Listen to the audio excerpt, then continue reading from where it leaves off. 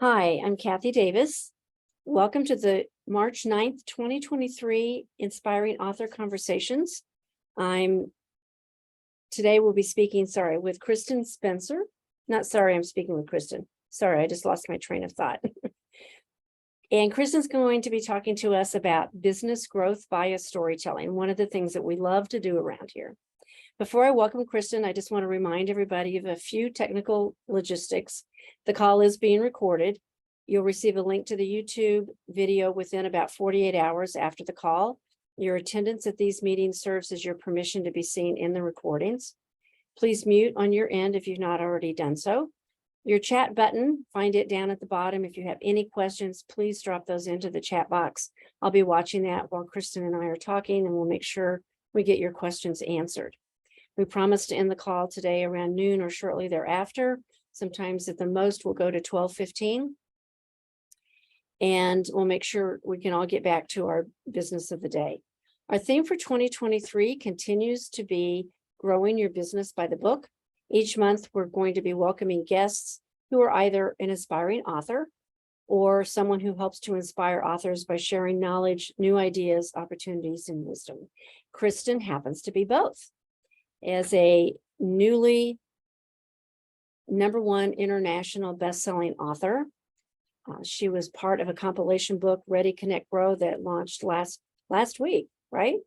Yeah. It's like having a new baby. So please help me welcome Kristin Spencer. Kristin's storytelling obsessed.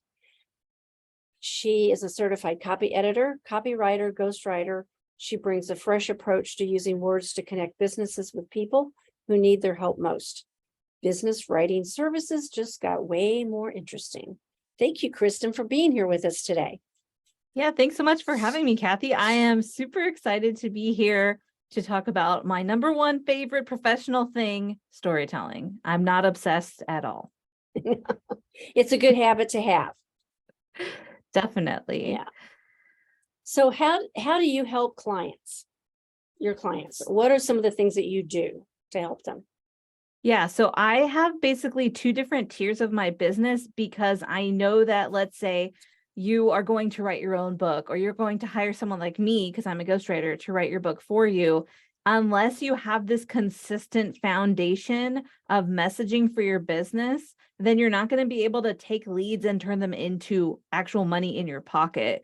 So I come alongside and I help people tell their stories, because a lot of us, especially women, tend to be reluctant to share about how amazing we are. Even though we have the experience, we have the awesome stories, we think of it as bragging. And I help my clients reframe that in their minds as sharing information that the other person needs, because they do really need that.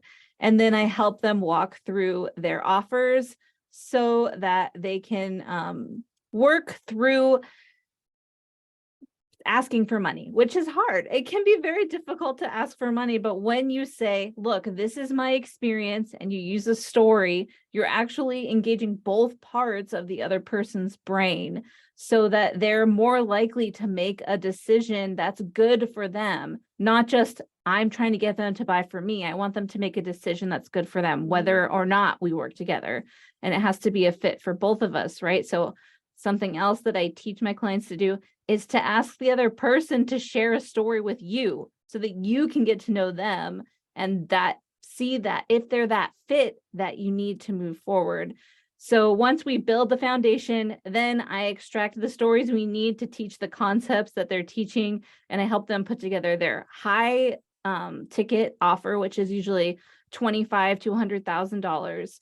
And we use their book to sell that. So that's my fun world that I live in, and it's all based around the power of storytelling. So do you also have conversations with them regarding their brand, whether they have one or don't have one? Yeah, they have to have a brand, and their brand should be based mostly on their own personality.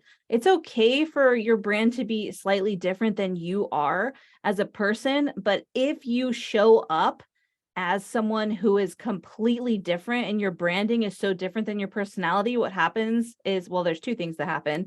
The first is you're exhausted and you feel like a failure as a business owner because you're so tired. And the second is you attract people who you will not like working with because they think they're working with someone who has a different personality than you do. So branding is extremely important, whether your business is, I'm selling these books that I've written, or I'm also a plumber and I'm helping people, be able to flush their toilet and take a shower, which are vital things. On a day-to-day basis, yes. Right. So is there like a secret sauce for developing a story? Yeah. So one of the things that I help people do is be curious about themselves first, and then they can be curious about the person they're talking to. Because if you're not curious about yourself, you kind of sit in this phase of self-judgment where you're like, my story's not good enough to share, so why should I even bother? And when you're curious about yourself, your life, your experiences, it actually kind of shuts off the part of your brain that can be afraid and doubtful. So you give yourself permission then to explore your story from a different perspective without all that negative self-talk coming in and trying to explain that you didn't live those stories. You don't have that experience, because you did live the stories and you do have the experience. So where's a good place for someone to start? Like because we have all authors here that I can see on my screen. And if we're used to writing, I know we have some children's book authors and we have other authors also on the call today. So where do I start? So it's really hard to think about yourself this way, especially as an author. And I know I've written over 30 books and I started out as a fiction author and as a nonfiction author, but you have to think about your authorship like a business. You can't think about it from the perspective of, this is something that I do. It's not who I am. You are a business owner. And that's the important place to start from, because then you can start asking questions that will unlock that curiosity about the important parts of your story, as far as, who is the person that I am selling to? What stories would they feel engaged with that have already happened in my life? I know when we have conversations with our clients about their brand and how to build their book around their brand, and one of the questions we always ask is, what does your audience wake up in the middle of the night worried about? Or what are they concerned about? And how can you offer that relief? So that it sounds like we're telling them both the same story, Kristin. It's the right story to tell, for sure. And even to take that a little bit further, I would ask, what are they annoyed about when they're waking up in the middle of the night? Like maybe they think they have a solution, but they're too annoyed to actually do it. If you can figure out what they're annoyed at and remove that, they will they're like, yes, I will be your client. I will be your reader. So, and I know for specifically fiction, there are types of readers that, for example, there's a whole group of readers that don't like it when animals die in books, and they won't read your book if an animal dies. You could have an animal get slightly injured, but even serious injuries, they're like, no. So you have to think about who's reading your book. What groups do you want to write to? What groups are not your group? And it's okay to say, I'm not writing for this person. That gives you clarity. It's not negative. Exactly. I know sometimes we get a question, people talk about how can they reuse content they've already used, whether it's for their website or an e-news or a blog, or, even the other day, someone, we were walking them through how to write their short bio. Yes. And so even with a bio, is that something that follows a similar formula for storytelling? Yeah, I mean, when someone's reading your bio, why are they reading it? It's because they want to get to know you better. They want to know more about you. So when and a lot of people will just list all their accomplishments in their bio. I don't think that's an effective method, because there's no story in that. They're just facts. And when people are reading that, it's a relational motivation. So you need to meet that with a relational story. And even I tell, I've been writing book bios for authors for 10 years. And one of the things that I ask them to do that a lot of people are resistant to is, I'm like, Tell me something you hope to do someday, or tell me what your favorite animal is. Tell me what your favorite color is. My author bio says that my favorite shape is a hexagon. I really love hexagons. Like, I have hexagon tiles in my house. My business logos have hexagons hidden in them sometimes. And the reason why I share that is because it stands out. It humanizes me. I become a living flesh person instead of a computer brain, which people want to interact with another person, not a computer brain. Or a long list of credentials. Yeah. Right. Show me the human. Yeah. My list of credentials is like pretty intense at this point. And most of the time when I talk to clients or readers, they don't care about that at all. Like, I had someone yesterday who was like, read my book, which is called Write This Way. And it's about all the things I learned when I was crying myself to sleep during my copy editing certificate program because it was so hard. But she's like, I did learn stuff. She's like, but the thing that really stuck with me was your story about learning a new career when you still had a 2-year-old at home and how you managed that. And she's like, as a mom, that really touched my heart. And, you know, when I was a less experienced writer, I might get upset about something like that. Like, do you know how much I had to learn to write this book? But now that I'm more experienced, I realize, like, that's a huge compliment. And she's going to remember me as another mother. And that's very useful for our relationship. Well, and that's the big, for me, the big key to develop. When you develop that relationship, you're going down that know, like, and trust path, and that makes them more likely to engage you for something else. Yeah. So how can I create consistency between my website and my e-news and my blogs and my social media posts? Is there any good secrets you could tell us about that? So I have pretty impassioned advice about this because I used to be one of those people who would do one-offs for clients, and I don't do that anymore, not because I hate money, but because it damages their brand. So I would say you cannot be consistent and have multiple people writing multiple things for you. So either, like, I'm gonna work with a copywriter for this, you know, messaging, and then be able to write from there. But not, I'm going to hire a random person to write my blog post, and then I'm going to go over here on this podcast and talk like myself. That erodes know, like, and trust in such a dramatic way, to the point where people will never feel comfortable to purchase from you. So whatever plan you have, stay consistent with it. And when you shift your messaging or your emails or whatever else, and you are like, yes, I have the money, I can go hire someone. Hire them to do a comprehensive package. And that's why my firm only offers comprehensive packages at this point.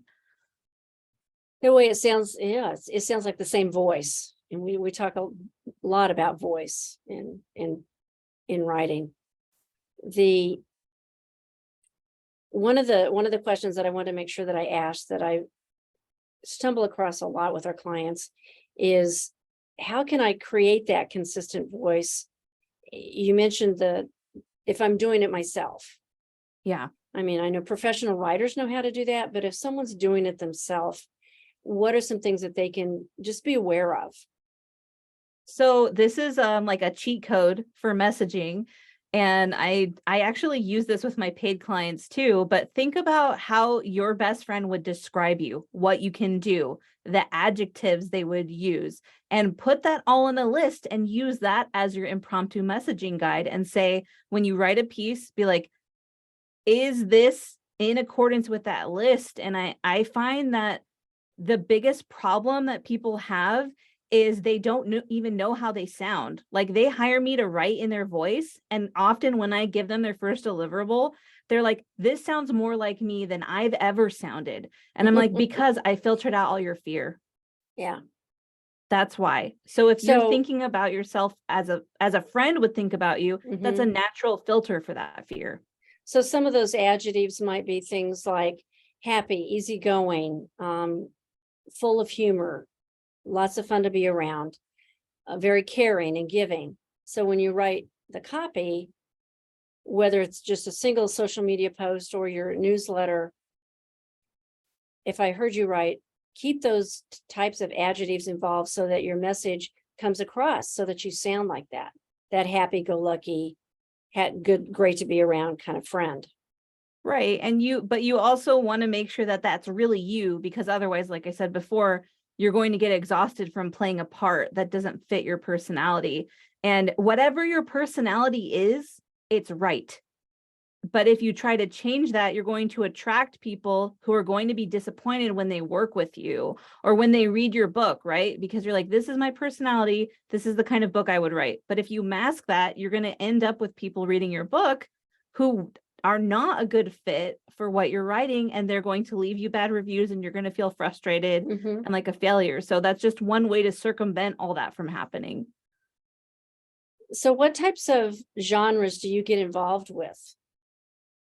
So these days, I'm a specialist in business nonfiction, and it's based on wanting to grow and promote their business. So I get to take their stories and write them and then connect all of the things with their offers. And it's like a giant puzzle in my brain, and it's super fun. It's my favorite. And how are these stories used for your clients? How do they use them? So where do they use them? Yeah. I don't know if anyone in here is a Malcolm Gladwell fan. I am a huge Malcolm Gladwell fangirl. I can't help myself. But I basically reverse engineered his storytelling method to figure out what he was doing. And he uses the story as a connection piece and an information piece. And then he gives the actual lesson. And then he asks you a question based on the lesson he just gave, so you get a quick win. So those are the kinds of things that I'm transferring over when I'm working with my authors. And even though I'm writing, I call them the authors because it's their story. It's not my story. So it's one of those things where we're establishing know, like, and trust. I'm building in the sales psychology, but the stories that I get from my authors are extremely powerful, and they always undervalue how powerful they are. So it's a privilege for me to bring them out and help them share them with the world. That's awesome. So what are some of the stories that you could share that maybe, and leave out the names, that have been really interesting, that you got really excited about, that you've helped people write?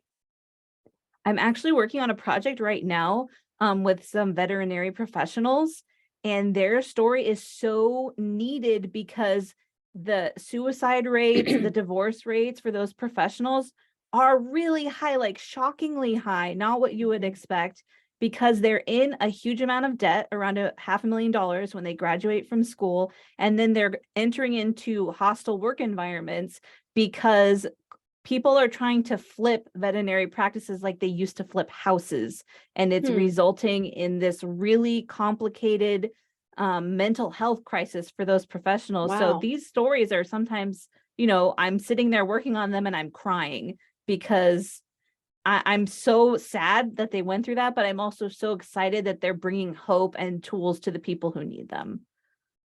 Amazing. I know I'd heard not too long ago that dentists even have the highest suicide rate. It's like, who would have thought? And probably for a lot of the same reasons. Yeah. That whole medical field. I do want to remind our guests today that if you do have a question, feel free to either raise your hand through one of the little reaction buttons or type your question into the chat box. We have a small enough group today that we can just bring you on live if you have a question. And so what was maybe one of the most fun stories that the one you just gave us was a great example of intensity. Do you ever get into the humorous side, or I know sometimes business can be humorous, but yeah, I helped this professional rock star write his self-help book to teach other people how they can use music to add humor and confidence in their lives. And one of the stories that he had me write was him performing and doing like the like air splits, and his pants split completely, like all the way, and he was wearing neon green underwear because that's his favorite color, and he had to play the rest of the show like that. But at that point he realized, like, what worse could happen, and I still did great. Yeah. So now we're all going to be real curious and like, okay, who was that? Yeah. We won't say anything. We won't say anything. Well, that's awesome. So I do want to ask some of our guests, though, if you have any projects that you might be working on that you have any specific questions about, we want to make sure that we get those answered.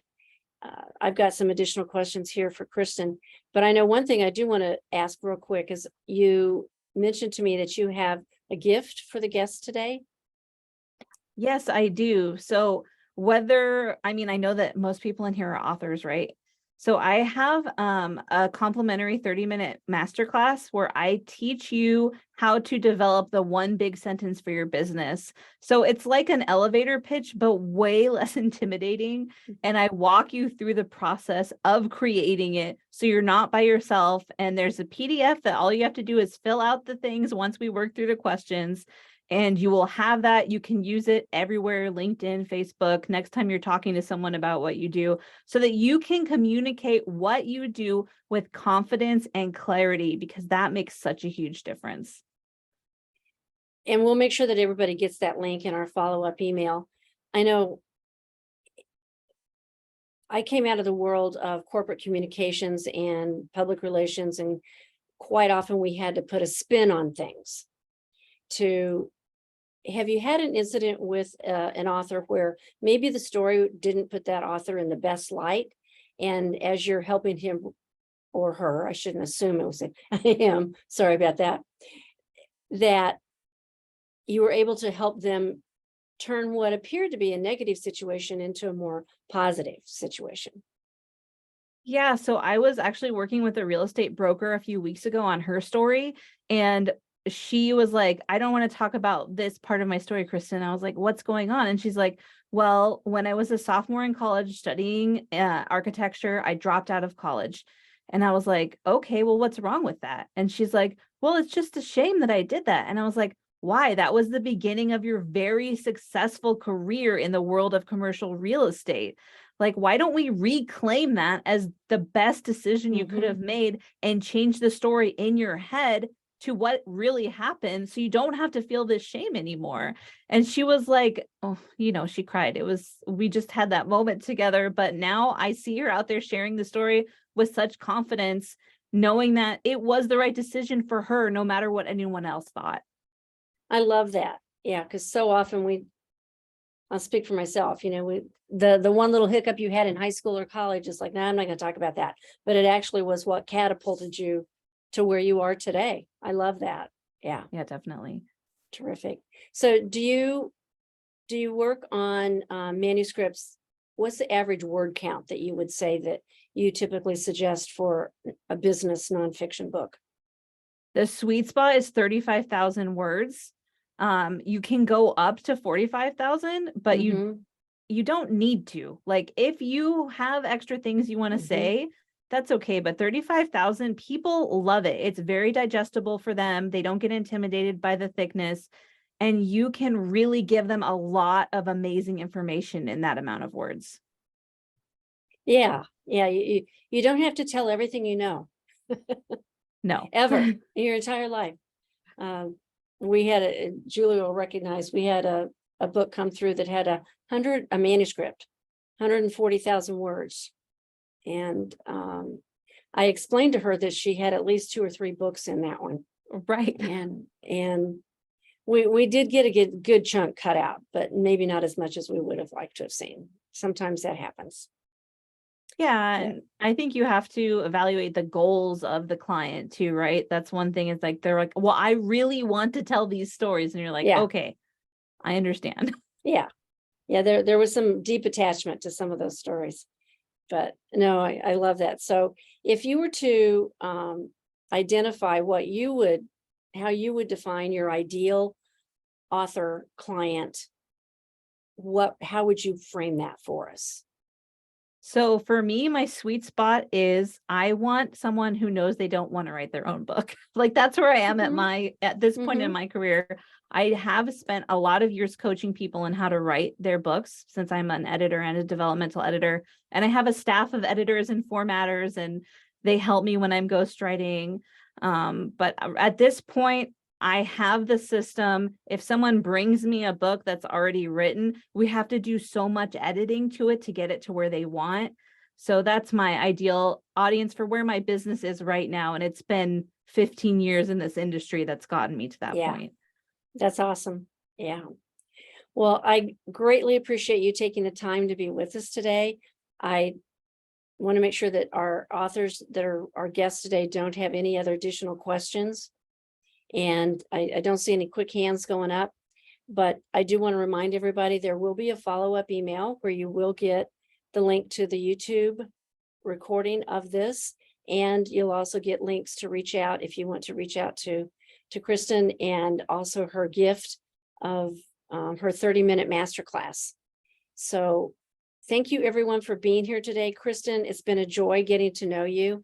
Congratulations on that #1 international best-selling author status from last week. That's awesome. Thank you.